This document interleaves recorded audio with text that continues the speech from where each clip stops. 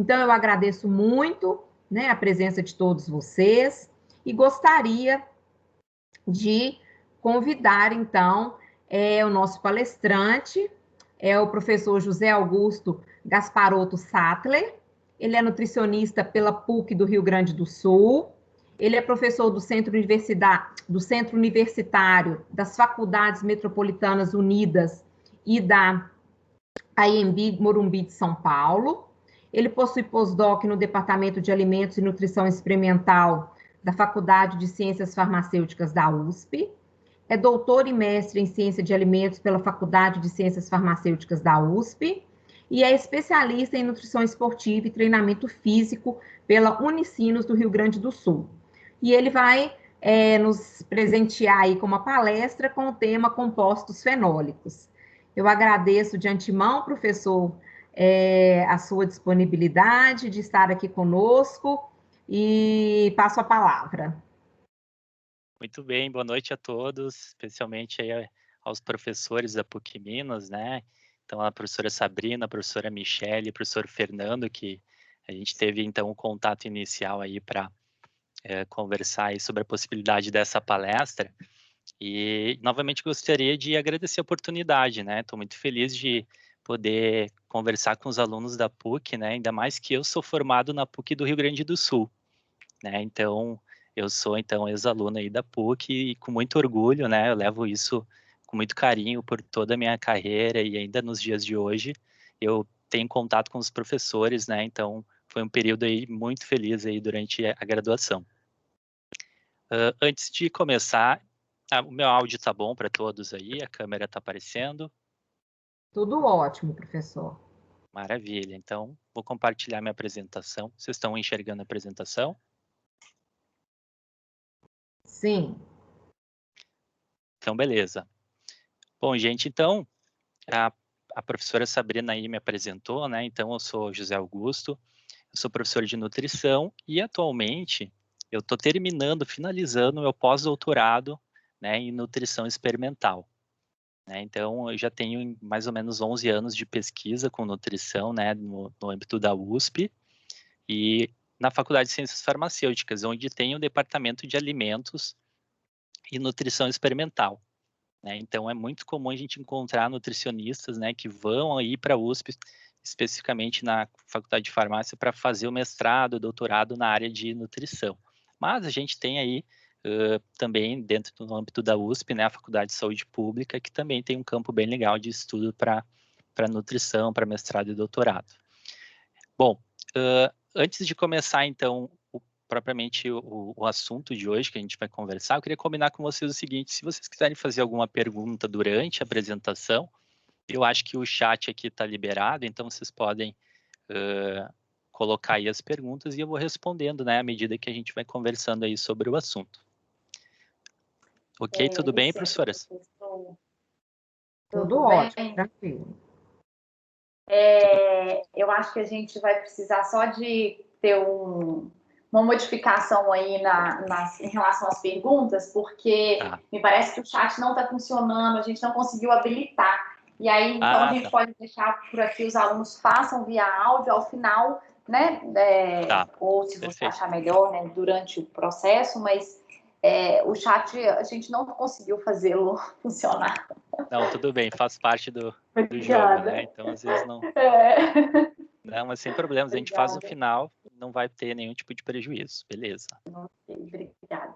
Eu que agradeço. Deixa eu compartilhar de novo aqui que saiu, só um minutinho.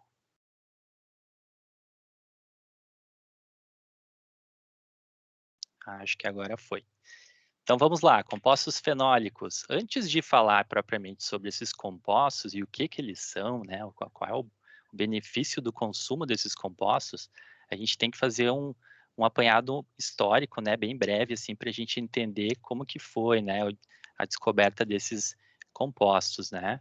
Eles estão dentro de um grande grupo que são os compostos bioativos, né, que vocês já devem ter ouvido falar aí durante o curso de nutrição. E para o pessoal que está chegando agora, né, bem-vindos ao curso de nutrição, escolheram muito bem, e vocês vão ver falar muito ainda sobre os compostos bioativos, né. Então, começando lá 1910 até mais ou menos 1950, a gente teve a descoberta de praticamente todas as vitaminas, né? Então, todas elas foram identificadas, isoladas em laboratório e a gente conseguiu compreender a função básica delas, né? Posteriormente, ainda foram feitos outros estudos. E entre 1925 e 1950, a gente teve a descoberta do W3, W6. Na verdade, é o ômega 3 e ômega 6, que é um ácido graxo poliinsaturado, que também, né, logo depois se descobriu que ele poderia ter algum efeito para a saúde. Seguindo aí com os bioativos, a gente teve a descoberta do resveratrol e da quercetina. A quercetina é um composto fenólico, um flavonoide, assim como o resveratrol, que foi isolado a quercetina da cebola e o resveratrol da uva, especificamente do vinho, né, com um processo de fermentação alcoólica. Né? Então, os dois primeiros, né, os primeiros bioativos que foram descobertos, né, foi a vitamina E, vitamina C, o ômega 3, ômega 6, resveratrol, quercetina. Né? Então, até 1950, esses eram os bioativos descobertos que até então. Após, foram descobertos os fitoesteróis, e aí começou, né, a se estudar os benefícios do consumo desses compostos, né? No entanto, só lá em 1980, né, que a ciência começou a utilizar o termo alimento funcional, relacionando o alimento à presença de um composto bioativo. Né? E depois, logo depois eu vou explicar para vocês essa questão do alimento funcional. Na década de 80, após isso surgiu o termo nutracêutico, né, que é um termo que não é reconhecido na Anvisa, mas que é utilizado no comércio hoje em dia, né? O sulforafano, que é um bioativo, um composto fenólico isolado do brócolis. Fitoquímicos como um termo bem abrangente, né, onde a gente pode falar então de vários tipos de componentes presentes nos vegetais, nas plantas. E por fim, em 2000, né, a ciência começou a utilizar, a nutrição começou a utilizar o termo bioativos. Né? Então é um termo que é relativamente recente, não é muito antigo, né? Então, bioativos hoje em dia é uma palavra que está sendo muito utilizado. Bom, e o que são esses bioativos? Eles podem ser nutrientes ou não nutrientes, com uma ação metabólica ou fisiológica que é específica no organismo. Ele deve estar presente em fontes alimentares, em alimentos, né? Seja de origem natural ou sintética, sem finalidade medicamentosa ou terapêutica. Bom, aqui nós temos um conceito bem amplo, né? Então, pode ser nutriente ou não nutriente, né? Por exemplo, um ácido graxo, né, uma gordura, é um nutriente, fornece energia para o nosso metabolismo.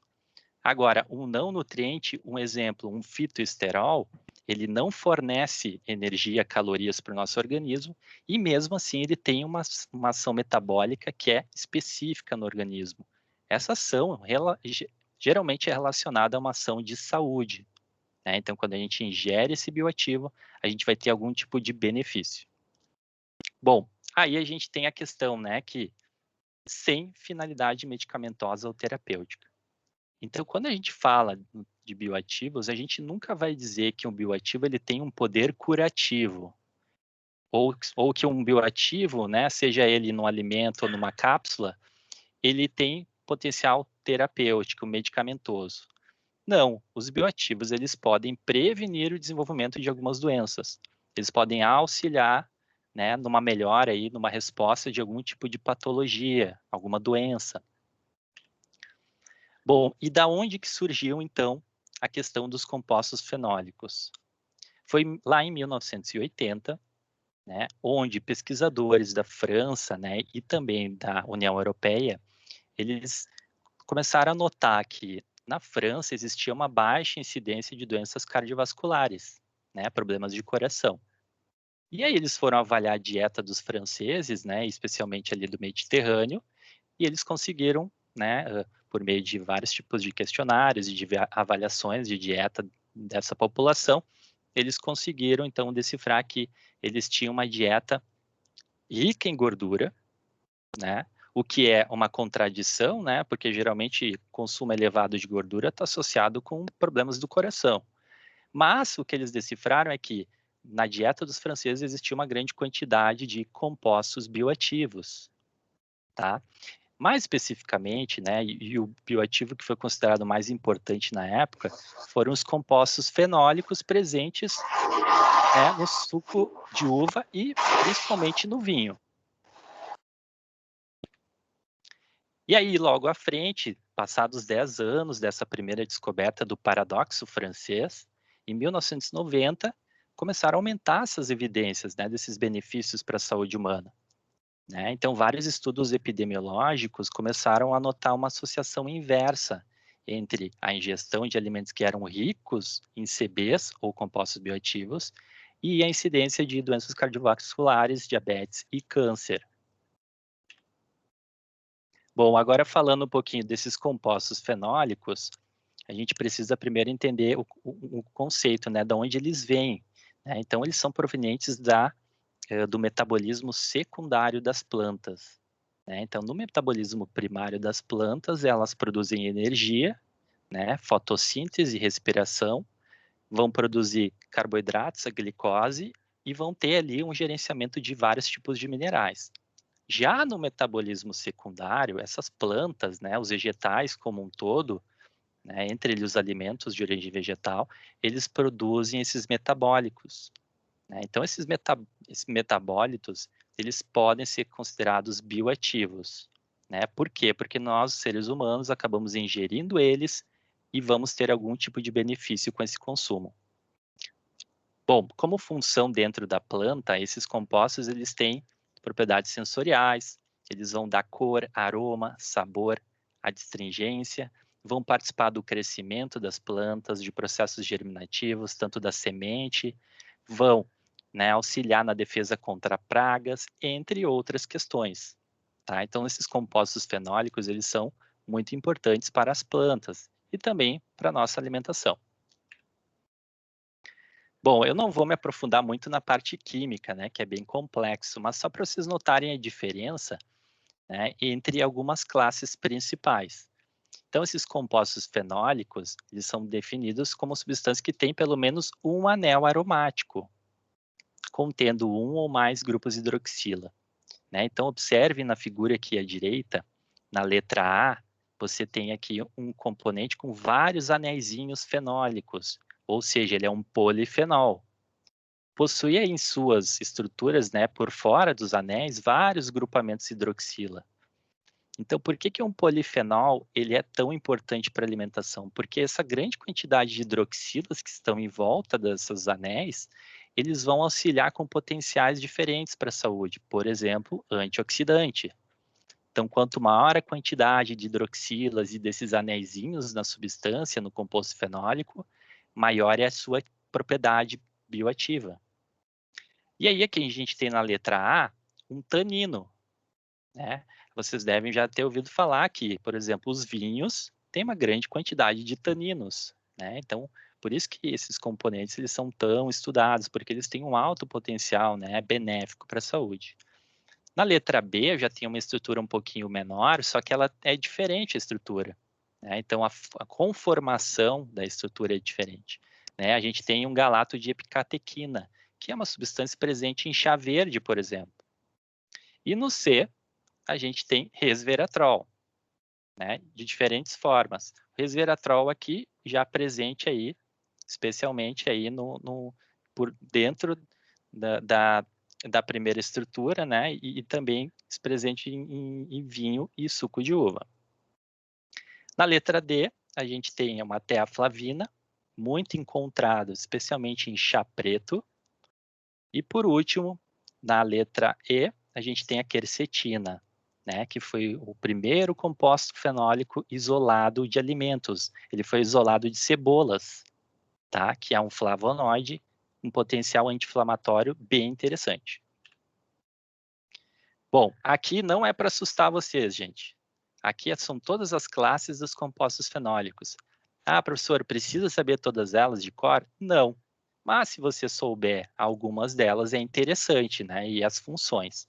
Mas por que eu estou trazendo isso para vocês aqui? É para demonstrar que, dependendo da classe, se é um ácido fenólico ou um flavonoide, pode ter uma propriedade bioativa diferente.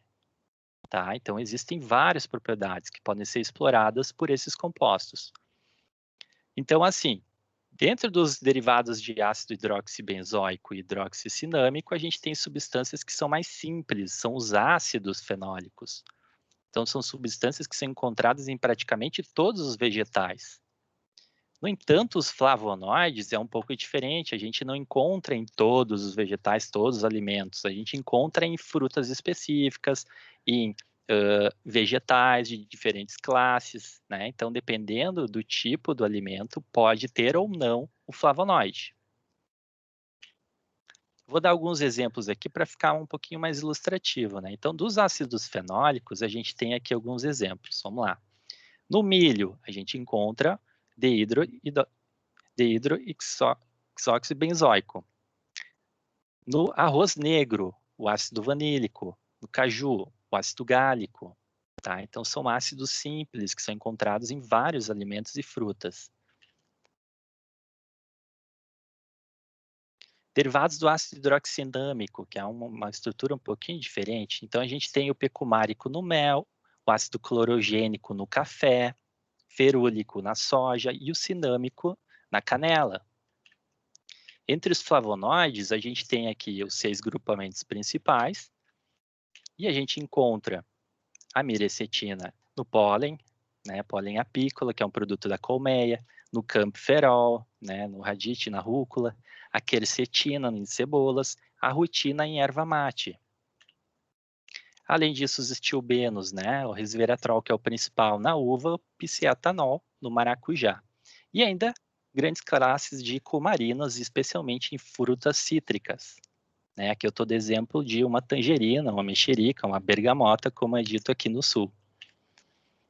Bom, e aí para encerrar essa questão dos metabólicos secundários, é só para vocês perceberem, né, terem uma noção da importância desse grupo de compostos fenólicos. Né? Então, se a gente for identificar, né, ou avaliar na literatura qual é a quantidade desses compostos que a gente tem disponíveis na alimentação, em torno de 12 mil.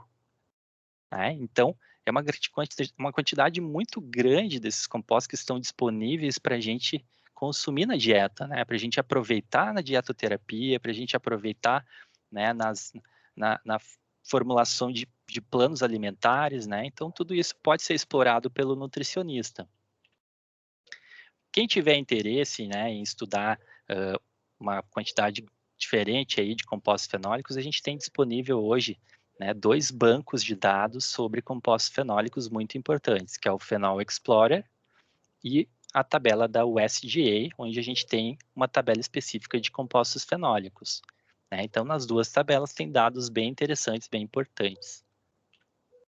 Aqui está o site, se alguém tiver interesse, quiser pesquisar, né? Ele está em inglês, mas hoje em dia a gente conta aí com ferramentas de tradutor automático aí no próprio navegador, né? Então fica mais fácil para a gente conseguir fazer uma pesquisa.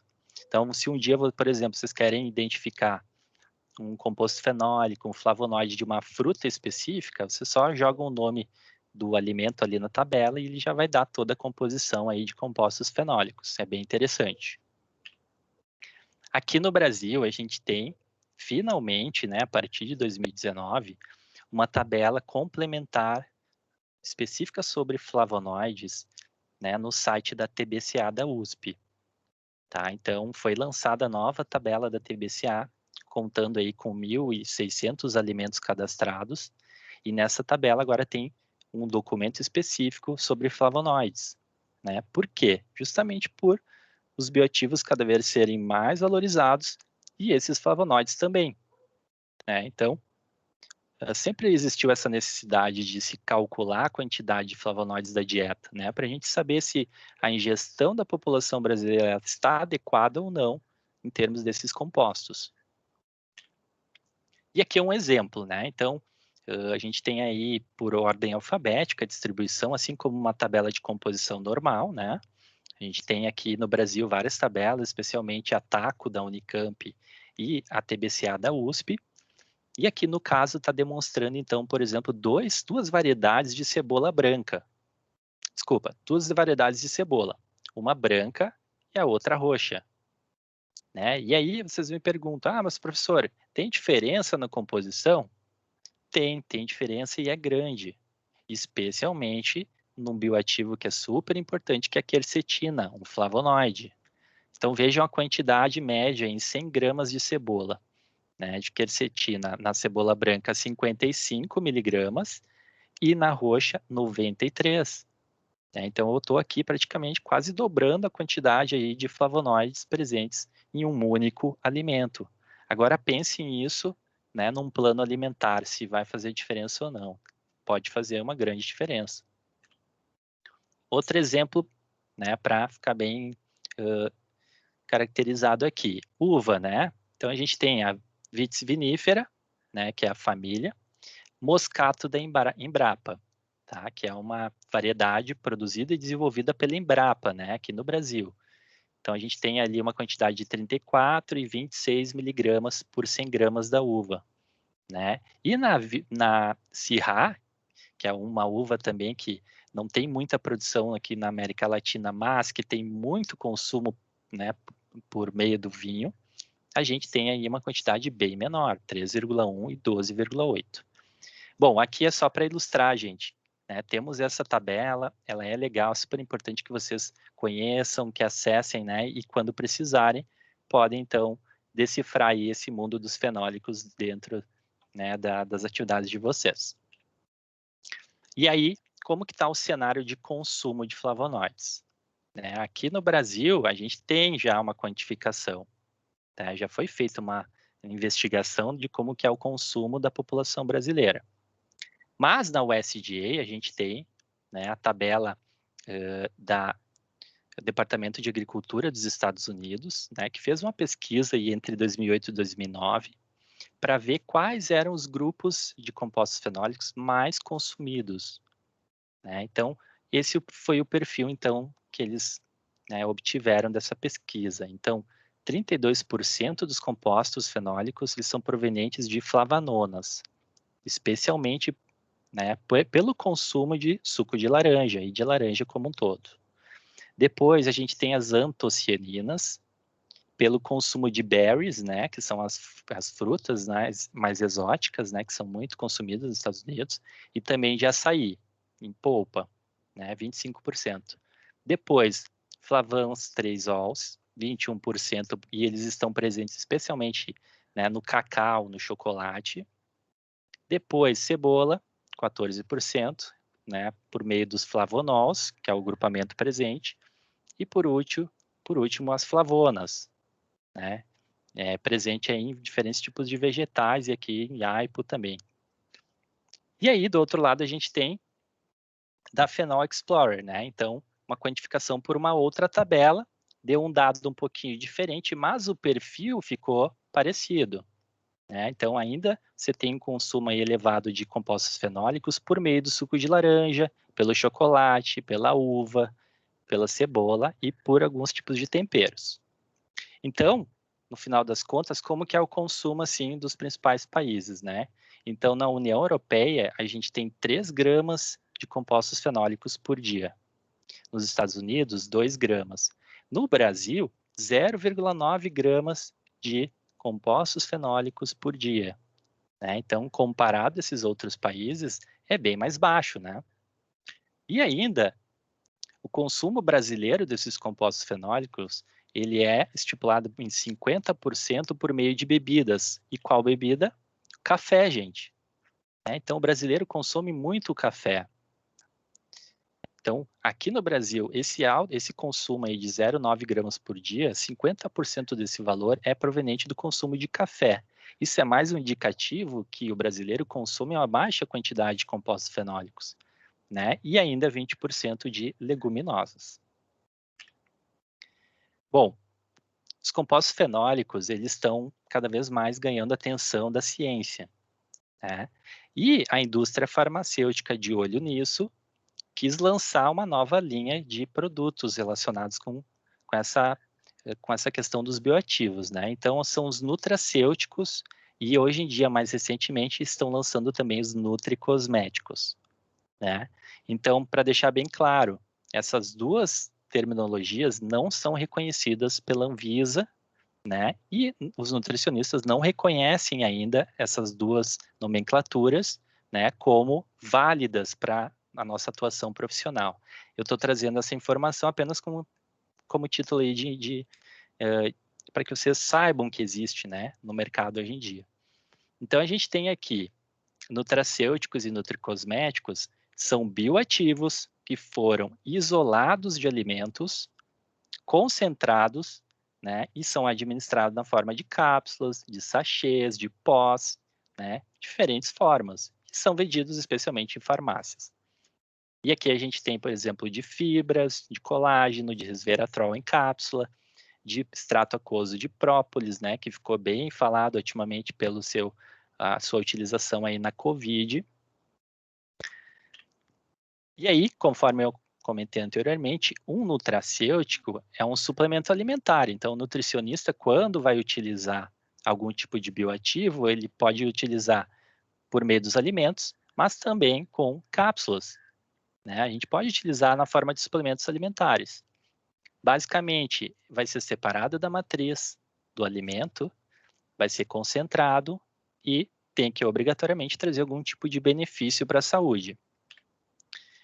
Os estudos vêm demonstrando o crescimento enorme dos flavonoides, dos compostos fenólicos, né, na ciência, pelo alto interesse e pelos estudos que vêm demonstrando aí diferentes propriedades para a saúde.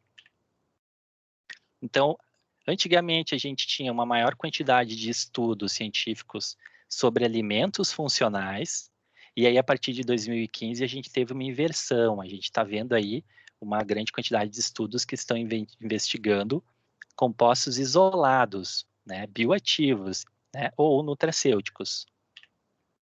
E aí como que funciona isso, né? Pensando na pesquisa com esses alimentos, né? Então, se um dia vocês forem querer trabalhar com o desenvolvimento de um mestrado, um doutorado, uma iniciação científica pode começar, né, para investigação de algum tipo de bioativo, geralmente é assim que é feito e eu vou demonstrar para vocês.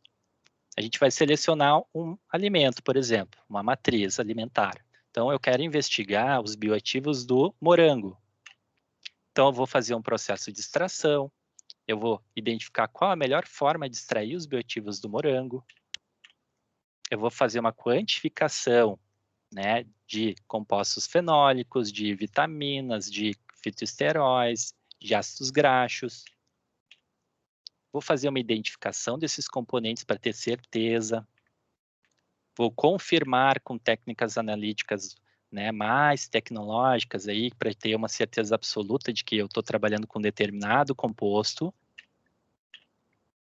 E aí eu vou fazer comparação com bibliotecas, análise estatística. Pronto, eu defini a composição do morango.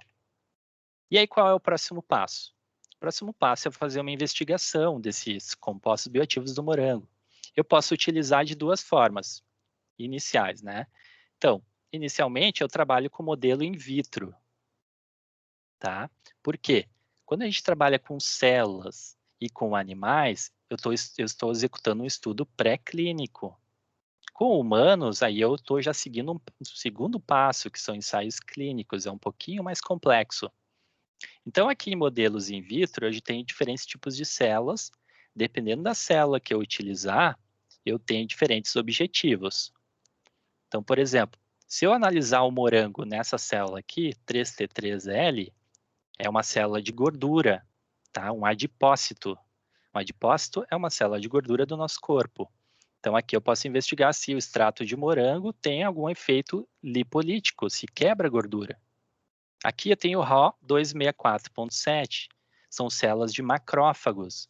Então, eu quero investigar se ingerindo o suco de morango eu vou ter algum efeito no sistema imunológico. A CACO2 são células intestinais, do nosso intestino. Então, se eu quero investigar, por exemplo, se o suco de morango melhora a saúde intestinal. E na EpiG2 eu tenho aqui uma célula de fígado. Então, eu quero saber se o suco de morango ele diminui a quantidade de lipídios no fígado. Ok? Então, fazendo estudo com células, Tendo resultados interessantes, todos os resultados estão aprovados, eu posso partir para um segundo modelo, que é o modelo in vivo. E aí eu vou estudar com animais, camundongos, ratos. Tendo estudos interessantes, e aí eu posso passar para humanos e ensaios clínicos. E aí nos ensaios clínicos eu tenho diferentes categorias, né, com 100 participantes, 400, 1000 e assim por diante. Outro ponto interessante e importante dos compostos fenólicos é a questão da biodisponibilidade, que é um assunto que está muito em evidência hoje em dia dentro da nutrição. Então, a gente entender, além da digestão dos bioativos e também dos nutrientes, de que forma eles se comportam, né, em termos de absorção. Aqui no caso, eu estou demonstrando que a quercetina, que é um flavonoide isolado da cebola, por exemplo, ela está ligado a 2 moléculas de glicose, tá? Na verdade, 2 moléculas de carboidratos, uma raminose e uma glicose, né? Então, eu chamo essa junção aqui de um metabólito, certo? Por quê? Porque esse metabólito ele vai ser absorvido no intestino, vai cair na corrente sanguínea e aí ele vai cumprir algum tipo de função no nosso corpo. Então, aqui vai ficar melhor demonstrado para vocês. Nós temos a dieta, a gente vai ingerir uma quantidade enorme de compostos fenólicos, de bioativos. Você vai ter absorção imediata de uma parte deles e vai cair na corrente sanguínea. No entanto, boa parte desses componentes não vão ser absorvidos diretamente. Eles vão sofrer uma quebra microbiana, porque esses componentes da dieta vão chegar no nosso cólon, né, no nosso intestino grosso, e aí vão sofrer aí a ação das bactérias, do microbioma presente ali no nosso intestino. Também vai ter digestão, uma quebra, esses componentes vão sendo, né, absorvidos e vão parar na nossa corrente sanguínea. E o detalhe aqui dessa figura é que uma coisa é o componente que eu estou ingerindo. Depois que ele já sofreu todo esse processo e foi absorvido e liberado na corrente sanguínea, ele já pode ser um metabólito diferente, né? Então, por isso que é super importante a gente investigar, né, em estudos clínicos, né, e também com animais, como que é esse comportamento, né, desses componentes bioativos. Bom, agora mudando um pouquinho de assunto, né, vamos falar um pouco sobre os estudos mais recentes, o que a gente tem aí na literatura a respeito de compostos fenólicos. De uma forma geral, a gente sabe que quando incluindo compostos fenólicos na dieta, a gente tem uma ação antioxidante e anti-inflamatória bem interessante, né? E aí a gente tem especialmente estudos com obesidade, né? Ou seja, os compostos fenólicos eles podem diminuir a adiposidade, né, que é a quantidade de gordura no corpo, podem auxiliar, né, na dislipidemia, que é quando a gente tem instalado um quadro, né, de produção excessiva de gordura, né, no nosso sangue, no nosso metabolismo. Hiperleptinemia, ou seja, quando você começa a ter uma obesidade, começa a produzir leptina, que é considerado um hormônio da obesidade, e ainda a resistência à insulina, né? Então, a gente tem um modelo clássico onde a pessoa começa a ficar obesa e começa, então, a sofrer uma resistência à insulina. E os compostos fenólicos, então, podem auxiliar nessas diferentes etapas aí do desenvolvimento da obesidade. Além disso, os compostos fenólicos podem atuar em diferentes doenças metabólicas, né? Não apenas nas clássicas, né? Como resistência à insulina, diabetes, hipertensão. Né? A gente tem aí os compostos fenólicos sendo utilizados em vários tipos de patologias, né? Ou doenças metabólicas. Bom, falando um pouquinho do modelo clássico de obesidade, geralmente a gente tem aí uma dieta hiperlipídica, né? A pessoa consome uma grande quantidade de alimentos, né? Começa a ingerir muitas calorias, e aí o que vai acontecer? Vai começar a estimular, né, a produção de tecido de gordura, pré-adipócitos e adipócitos, que são células, então, de gordura. Esse tecido ele vai aumentando de tamanho, vai aumentando a quantidade de células, à medida que vai aumentando de tamanho, vai ocorrer um processo chamado de hipóxia, falta de oxigenação nesse tecido. Com essa falta de oxigenação, a gente vai ter, então, né, a produção de uma microinflamação no local. Essa microinflamação vai causar o aumento de ácidos graxos livres, de espécies reativas de oxigênio, aumento da leptina, que é o hormônio da obesidade, a diminuição da adiponectina e o aumento de citocinas inflamatórias, que são proteínas marcadoras de inflamação. Tudo isso vai cair na corrente sanguínea e da corrente sanguínea vai parar onde? No fígado, causando uma lipotoxicidade, ou seja, o nosso fígado vai começar a gerar um quadro tóxico, né? E isso acaba depletando, né? Acaba consumindo um monte de enzimas antioxidantes, gerando um quadro bem agressivo para o nosso tecido, né? Então, todo esse cenário aqui, ele é classificado como uma inflamação crônica de baixo grau. Então, isso que a obesidade é no início, né? Então, você tem aí uma inflamação que é sistêmica, que ocorre, né, de uma forma, um baixo grau, mas que aos poucos vai deteriorando o organismo. E os compostos fenólicos, eles podem auxiliar, né, impedindo a formação de novas células, de adipócitos, diminuindo as espécies reativas de oxigênio, diminuindo a inflamação, diminuindo o colesterol, né, no sangue e também diminuindo a lipotoxicidade, tá? Em diferentes graus, dependendo do tipo de composto fenólico, da quantidade que você consome, pode ser um auxiliar nesse quadro de obesidade. Gente, essa figura aqui geralmente assusta o pessoal. O que eu estou demonstrando aqui? Na figura anterior, eu mostrei um quadro sistêmico no organismo como um todo. Aqui, eu já estou falando de um hepatócito, né? Estou falando de uma célula dentro do fígado. Ou seja, eu estou migrando do quadro sistêmico para um quadro mais celular. E aí, os compostos fenólicos, eles podem atuar em diferentes etapas aqui. Bem à esquerda, aqui vocês vão enxergar aqui os quadrinhos em vermelho, são todos marcadores de inflamação. Os compostos fenólicos, eles podem impedir, né, a transcrição, a formação de fatores relacionados à inflamação. Os compostos fenólicos, eles podem impedir que essa enzima aqui, SREBP1, ela acabe ativando a lipogênese. O que é a lipogênese? A formação de gordura. Além disso, os compostos fenólicos, eles podem atuar impedindo que essa enzima aqui, a PGC1-alfa, ela ative a absorção de gordura, né? E isso é ruim, porque a gente quer que a beta-oxidação ocorra. A beta-oxidação é a queima de gordura. E, por fim, os compostos fenólicos, eles vão atuar numa via que é extremamente importante no nosso corpo, que é a via da NRF2, Nuclear Factor 2, fator nuclear 2. Ou seja, esse NRF2 é o nosso sistema de defesa antioxidante presente no nosso organismo. Então, os polifenóis vão ativar esse sistema de defesa e impedindo o estresse oxidativo gerado pela obesidade, né? Então, o que eu quero demonstrar aqui? Que os compostos fenólicos, eles podem atuar em diferentes linhas de, né, frentes de ação contra, né, os efeitos deletérios da obesidade.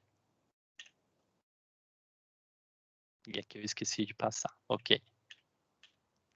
Bom, resumindo, né, o que a gente tem aí de estudos mais interessantes até o momento relacionados à inflamação na obesidade?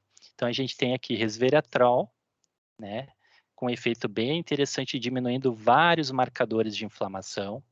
A curcumina, presente na cúrcuma longa. A genisteína da soja. A quercetina de frutas cítricas, maçã, cebolas. Sulforafano de crucíferas, especialmente do brócolis e couve de Bruxelas. Capsaicina da pimenta vermelha, né? Especialmente os mineiros aí que adoram uma pimenta, né? Então, muito bom, bem interessante. indol 3-carbinol em crucíferas, ácido elágico em romã e em outras frutas também, 6-gingerol no gengibre e catequinas no chá verde.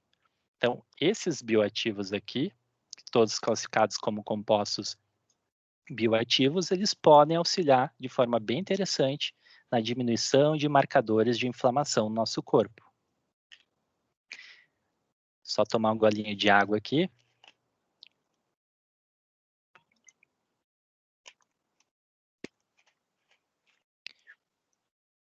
Bom, gente, só para finalizar, então, essa parte, né, dos compostos fenólicos, eu vou mostrar para vocês um pouquinho de um estudo que eu fiz recentemente, que teve por objetivo avaliar os compostos fenólicos de pólen apícola.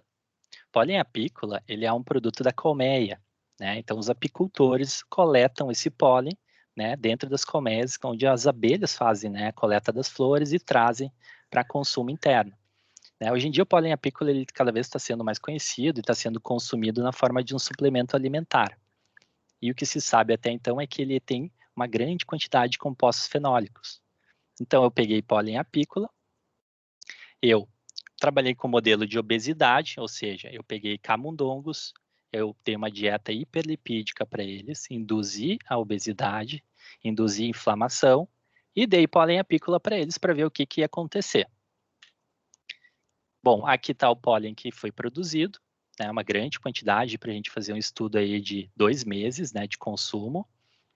E aí a gente fez a identificação desses compostos fenólicos do pólen apícola e encontramos esses flavonoides aqui: rutina, quercetina, camperol e miricetina. Tá? Então, 4 flavonoides que são bem reconhecidos na literatura por vários tipos de propriedades. Eu quis investigar se tinha proteção numa obesidade já instalada em animais. Aí o que eu fiz? Eu peguei o pólen, triturei e dei em 2 concentrações diferentes na dieta dos animais. Foi bem simples, eu só incorporei ali na ração e fiz aí os pellets, que são essas pequenas bolachinhas que os animaizinhos vão consumindo. Então eu trabalhei com uma dieta normolipídica, uma dieta normal, né? Trabalhei com uma dieta hiperlipídica com 60% de gordura, né? Então essa dieta hiperlipídica foi o grupo de indução da inflamação, né, por meio de um quadro de obesidade. E aqui estão as 2 dietas com pólen apícola, em 2,5% e 5%. Bom, aqui estou demonstrando, na fotinha aqui de cima, um animalzinho saudável, na esquerda, e um camundongo obeso, com uma alta inflamação. Ele acabou acumulando muito tecido adiposo, né? Então, praticamente dobra de tamanho. E aí, qual foi o resultado? Então, aqui eu avaliei 4 marcadores de inflamação, super reconhecidos, né, na literatura. E aí, o que aconteceu? Aqui é a dieta saudável, em azul claro, o ratinho com inflamação, em vermelho, e os 2 grupos com pólen apícola. Então, nos 4 marcadores de inflamação, eu tive uma diminuição da inflamação quando comparado com o grupo inflamado, né, o grupo obeso, né? Então, eu tive aí uma diminuição considerável da inflamação dos 4 marcadores quando eles consumiram esse alimento que é rico em compostos fenólicos. Né? Então, aqui eu consegui demonstrar, né, por meio de um estudo que é simples, né, com animais, que os compostos fenólicos eles podem diminuir, né, um quadro inflamatório, mesmo numa obesidade já instalada, né, numa inflamação crônica.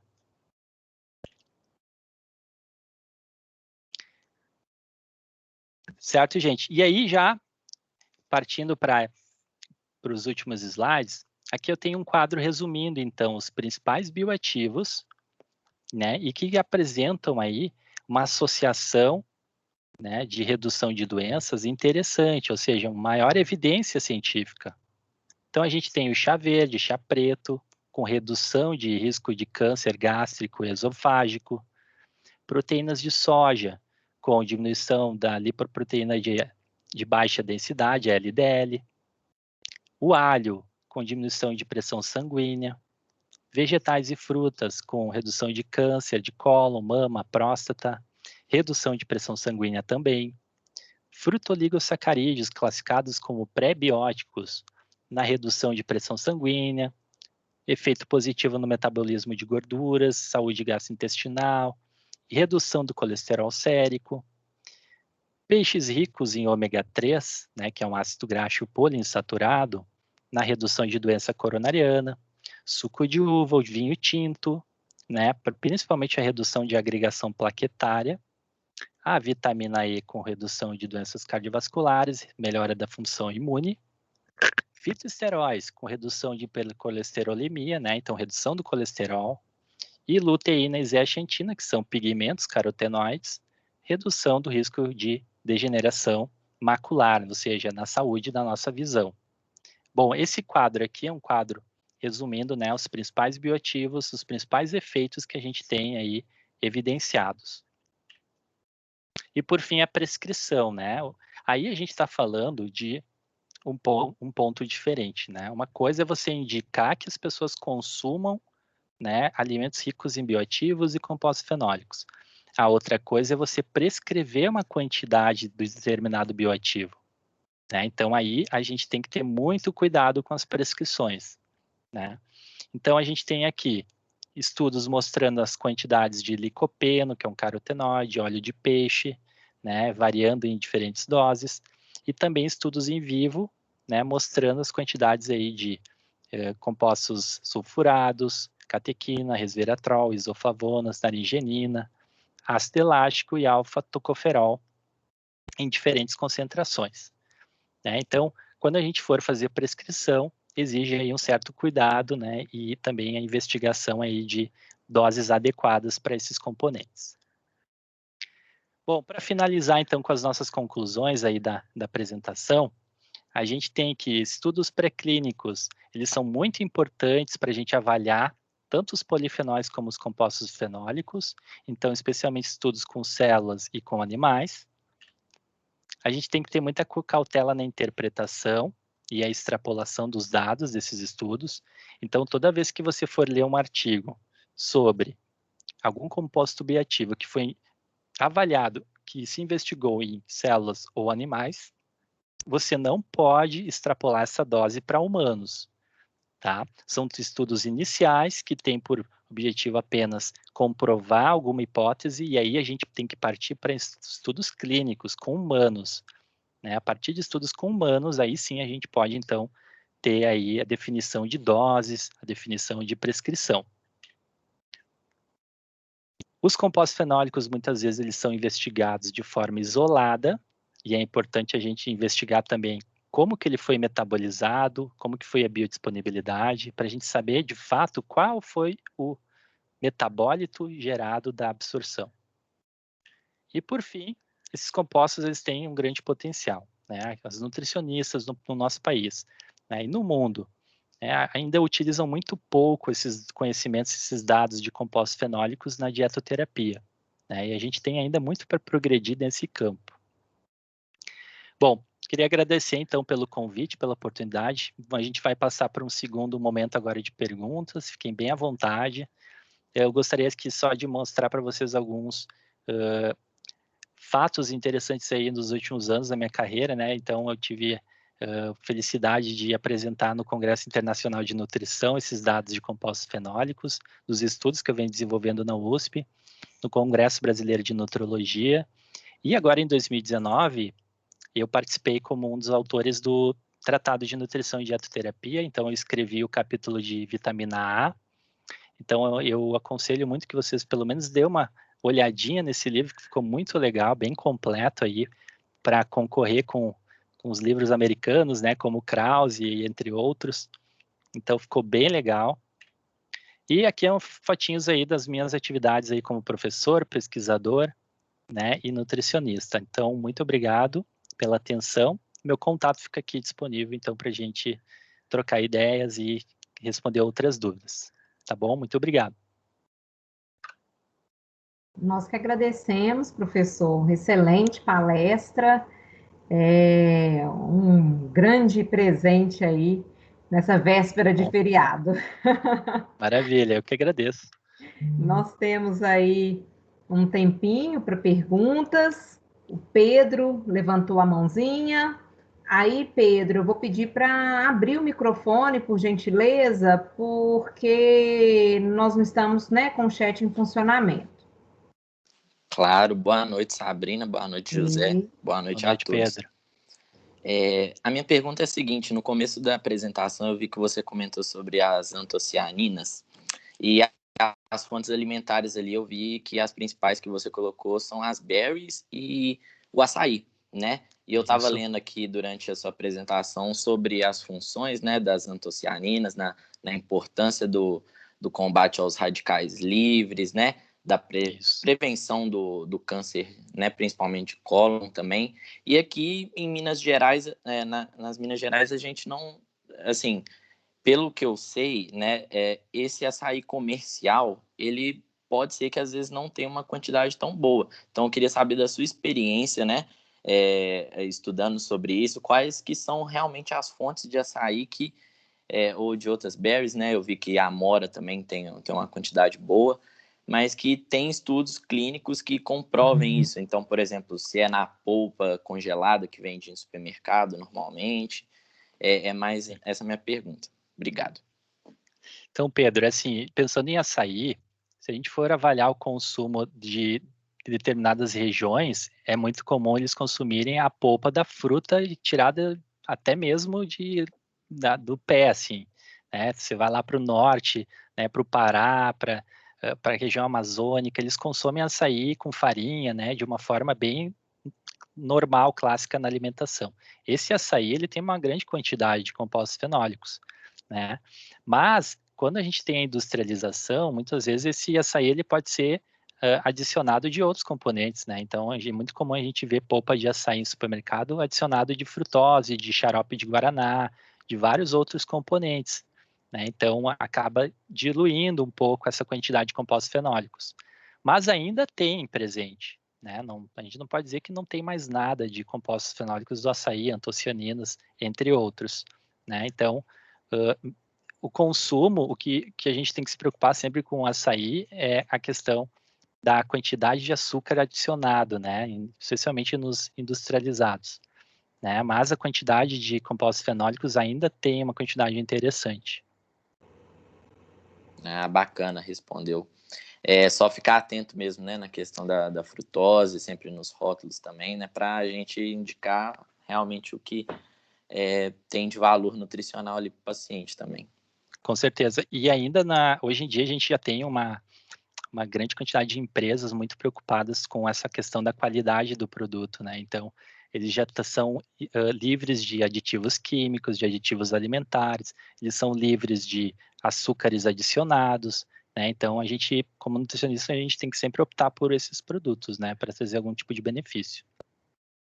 Com certeza. Muito obrigado pela resposta. Obrigado, Pedro. Karina? Olá, boa noite. Então, Oi, a minha pergunta é quais são os melhores métodos culinários para obter mais flavonoides para o meu paciente? Já que, como eu estou começando, eu provavelmente estou quase formando, né? Mas provavelmente eu não vou começar a suplementar uma coisa que eu ainda não tenho domínio. Então, eu vou tirar proveito do que eu realmente conheço, que é o alimento, e assim, eu sei que se eu prescrever um alimento rico em flavonoide, eu vou estar ajudando meu paciente com segurança.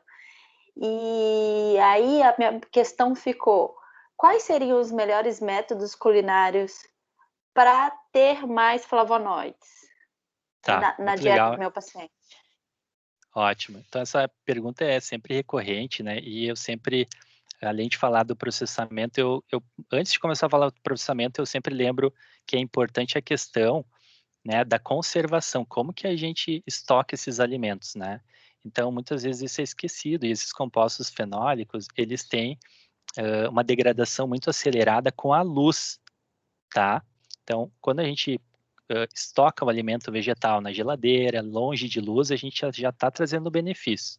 Bom, aí depois na preparação, a melhor forma de preparação de vegetais para preservação de compostos fenólicos, né, é a cocção pelo vapor, tá?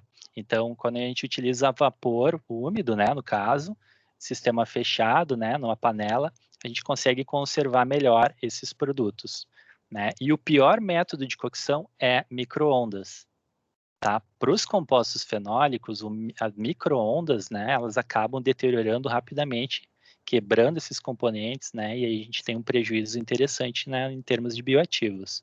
Então, assim, o que eu recomendaria, né, é questão de cocção com vapor, né, e depois cocção direto na panela, né, com pouca água, porque tem um fenômeno chamado de lixiviação, que é quando a gente utiliza vegetais mergulhados na água, cocção com água em ebulição, a gente tem perda de componentes de bioativos para a água, tá? Então, esse também é um método que não é tão interessante assim.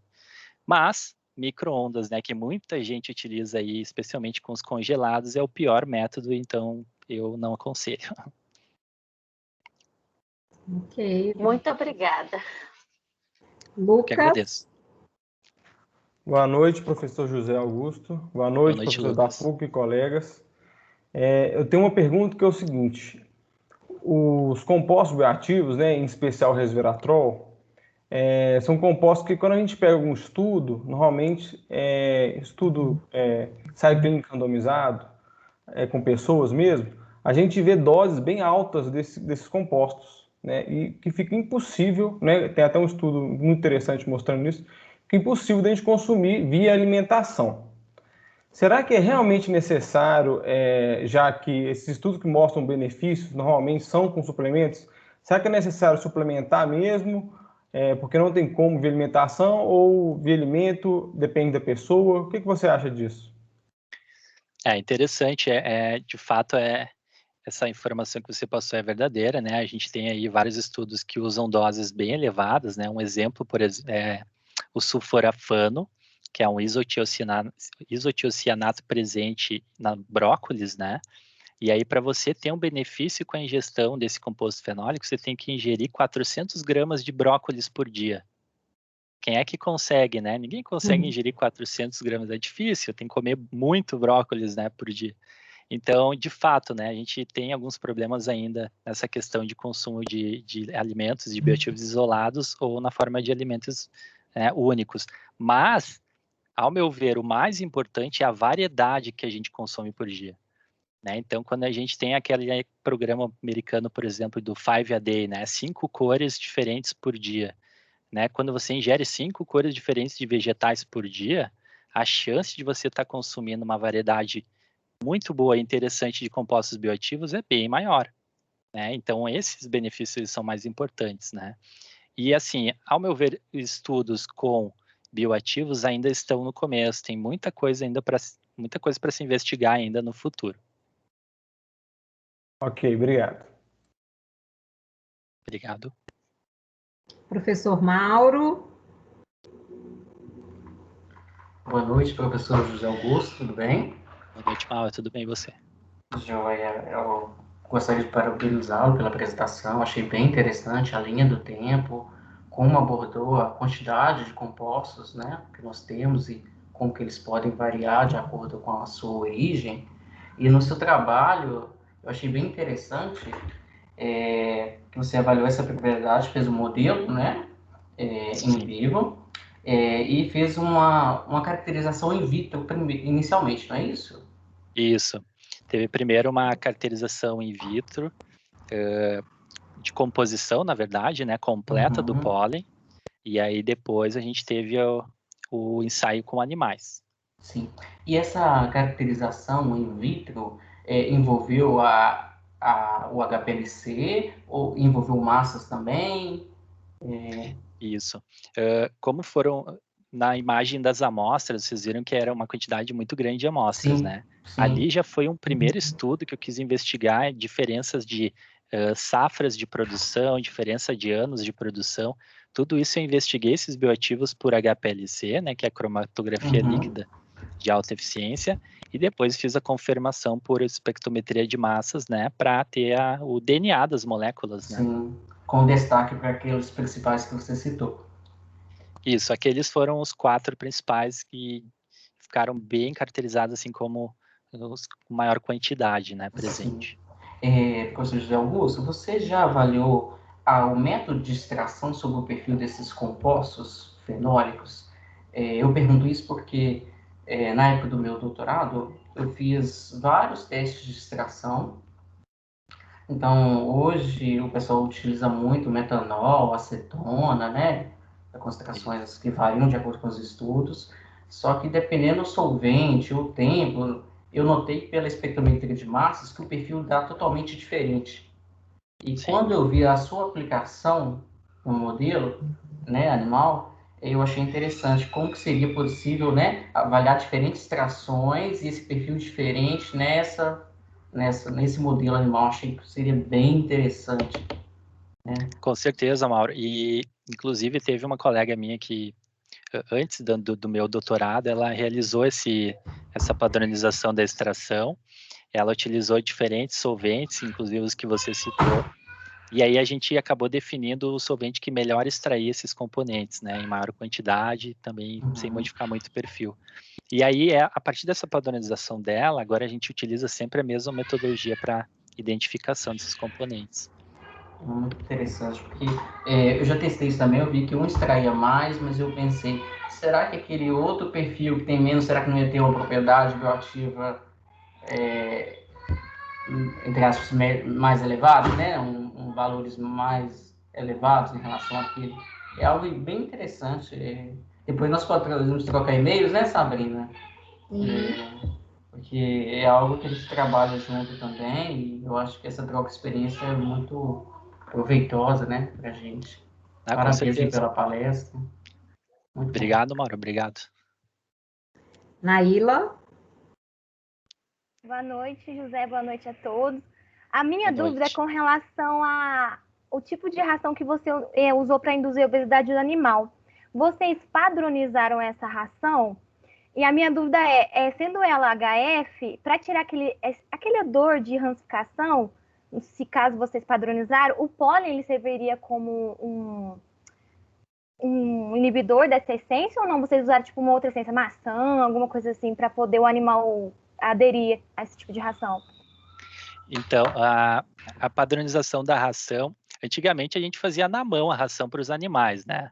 Só que aí, como eu trabalhei com 70 camundongos, foram muitos animais, foi um ensaio muito grande, não tinha como fazer a ração tudo na mão, sabe? Então, eu encomendei de uma fábrica que é bem conhecida lá na USP, então eles fornecem a ração para vários departamentos, então tem toda uma padronização com os critérios internacionais, né, de padronização.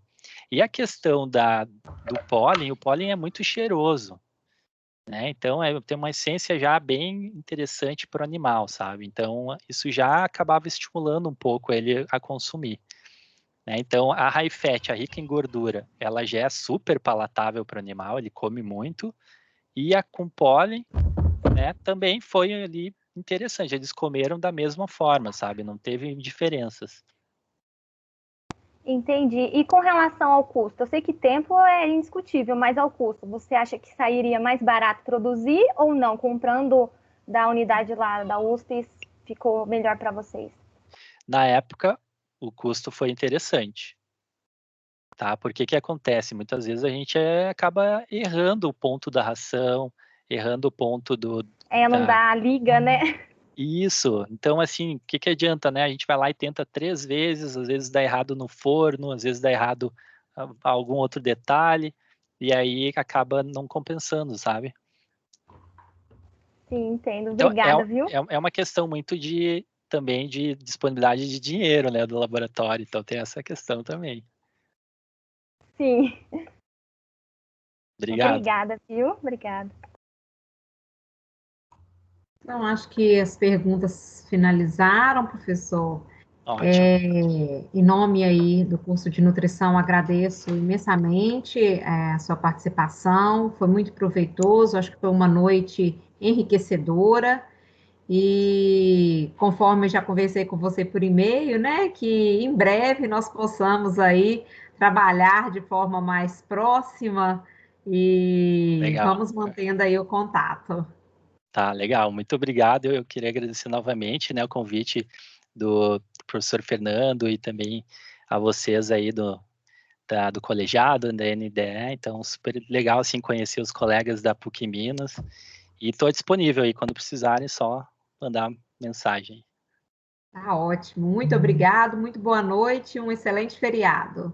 Então, obrigado, Sabrina, e boa noite a todos. Boa noite, queridos alunos, e bom descanso aí. Boa noite. Boa noite. Bom feriado. Boa noite. Obrigada. Boa noite. Obrigada pela presença de todos. Bom descanso.